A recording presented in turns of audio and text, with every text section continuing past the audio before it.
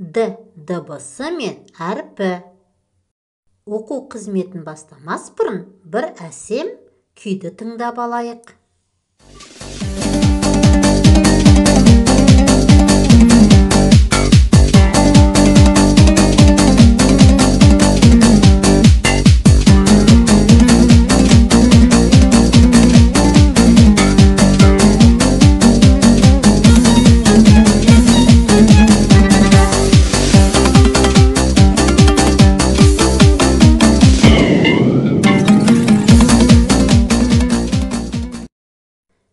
Балалар, бұл күйші бабамыз Құрманғазының адай күйі. Айтындаршы, күйді қандай аспаппен ойнайды? Домбырамен.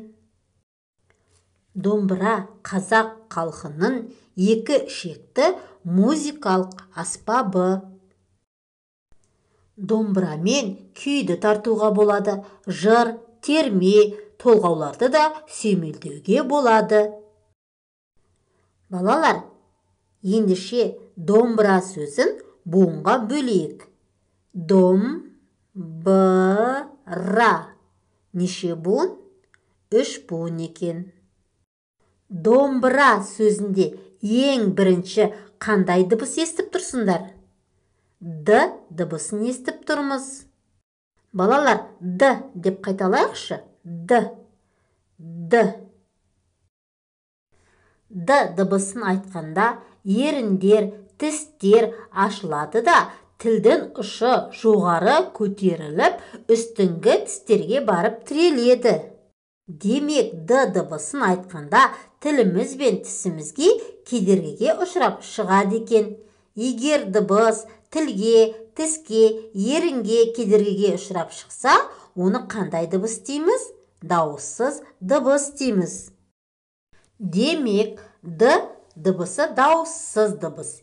Ендеше осы дыбысты өз үйшігіне орналастырамыз.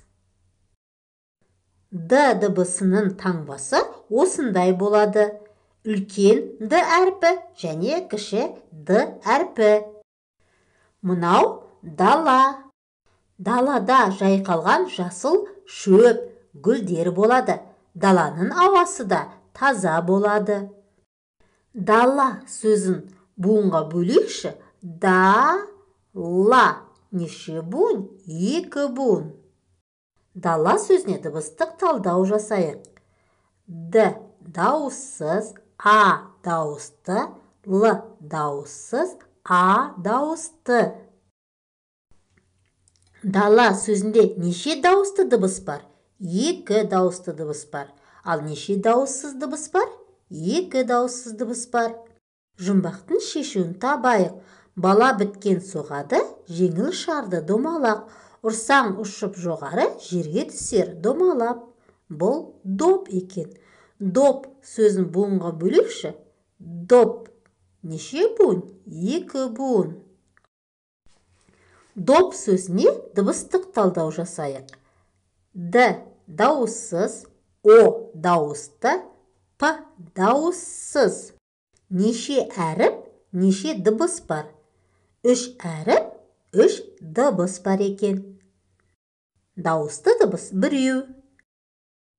Домбыра, дала, доп сөздерінде Д дыбысы сөздің басында кездесіп тұр. Ал енді Айдана деген қыздың есімінде Д дыбысы сөздің ортасында кезігіп тұр екен. Ал мынаны біз бәріміз білеміз. Бұл велосипед. Велосипедтің соңғы әрпі Д екен.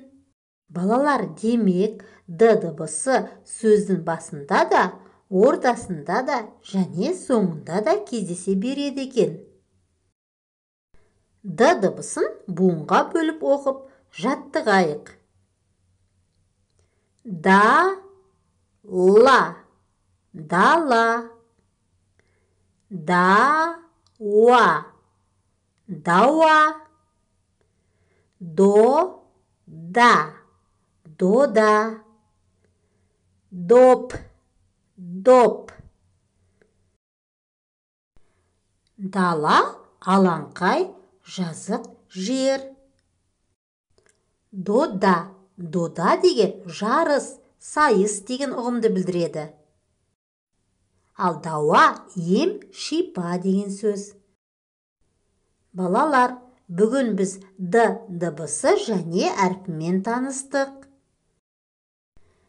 Д дыбысы дауыссыз дыбыс. Д дыбысы сөздің басында, ортасында және соңында кездесе береді екен. Есте сақтап алайық. Сау болыңдар.